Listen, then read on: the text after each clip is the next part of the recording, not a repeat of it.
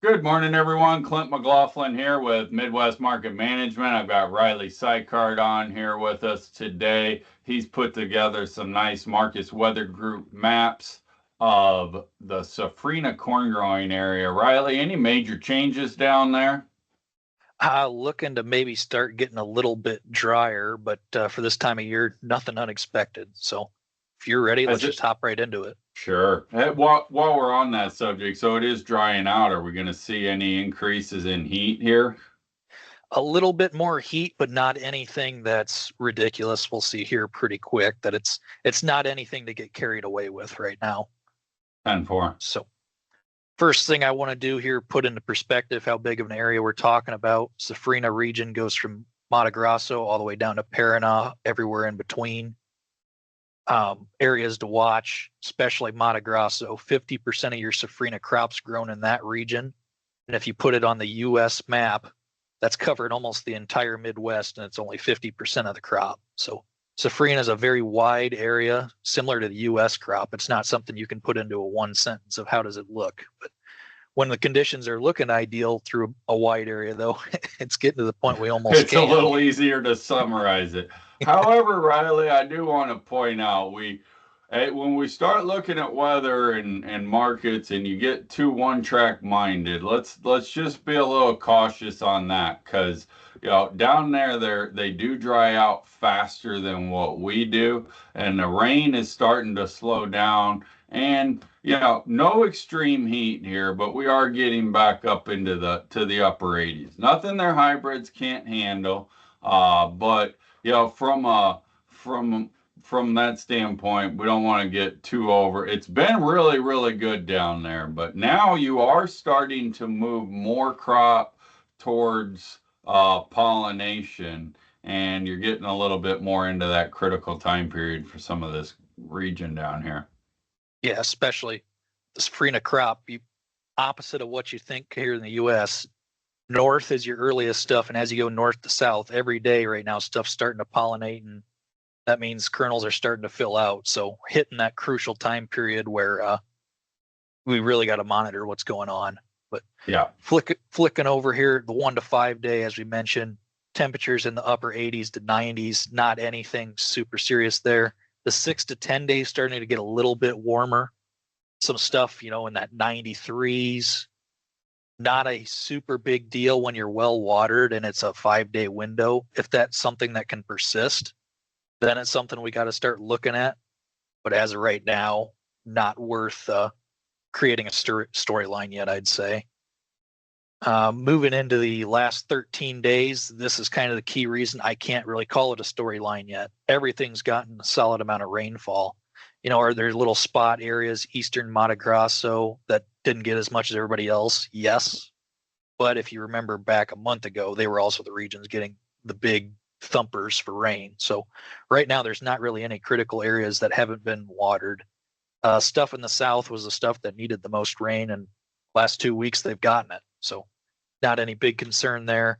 Surface soil moisture proving that too. I mean, we got stuff that's actually wetter than average right now.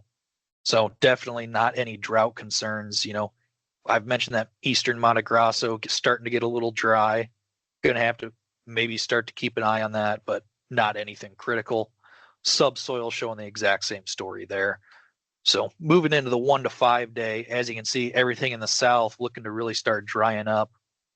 Mato Grosso, northern areas might be getting a decent amount of rainfall, but as you look, the southern half of it looks pretty quiet. So Yeah, rains, well watered and warm and a little period of dryness. Boy, that's certainly not going to hurt anything.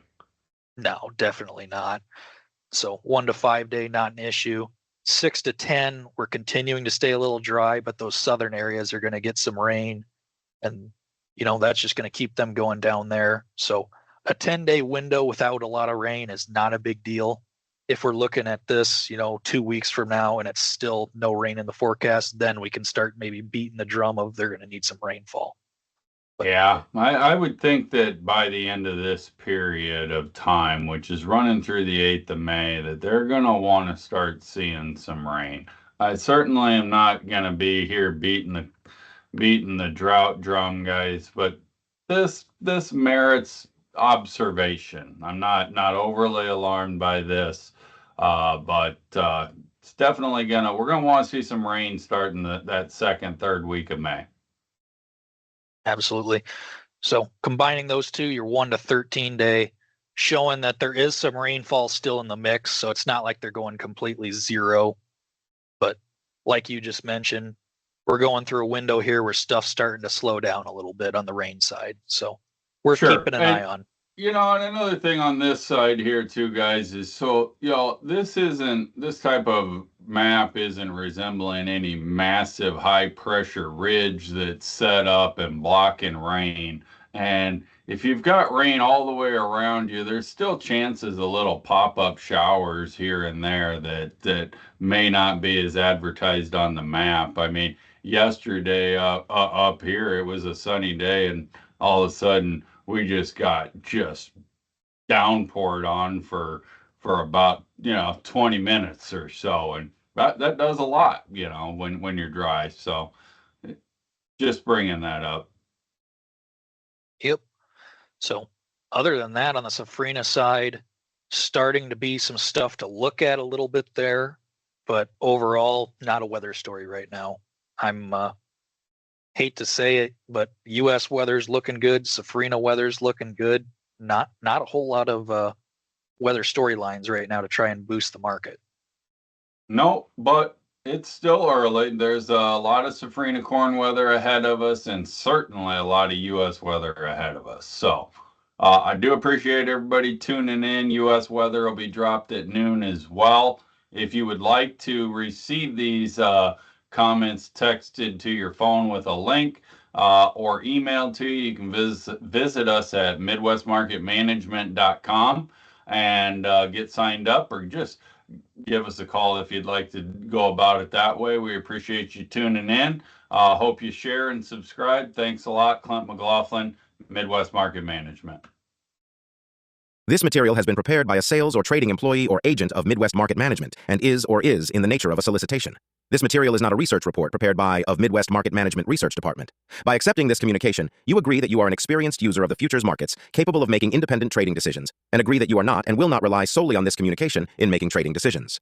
Distribution in some jurisdictions may be prohibited or restricted by law. Persons in possession of this communication indirectly should inform themselves about and observe any such prohibition or restrictions. To the extent that you have received this communication indirectly and solicitations are prohibited in your jurisdiction without registration, the market commentary in this communication should not be considered a solicitation. The risk of loss in trading futures and/or options is substantial, and each investor and/or trader must consider whether this is a suitable investment. Past performance, whether actual or indicated by simulated historical tests of strategies, is not indicative of future results. Trading advice is based on information taken from trades and statistical services and other sources that of Midwest Market Management believes are reliable. We do not guarantee that such information is accurate or complete, and it should not be relied upon as such. Trading advice reflects our good faith judgment at a specific time and is subject to change without notice. There is no guarantee that the advice we give will result in profitable trades.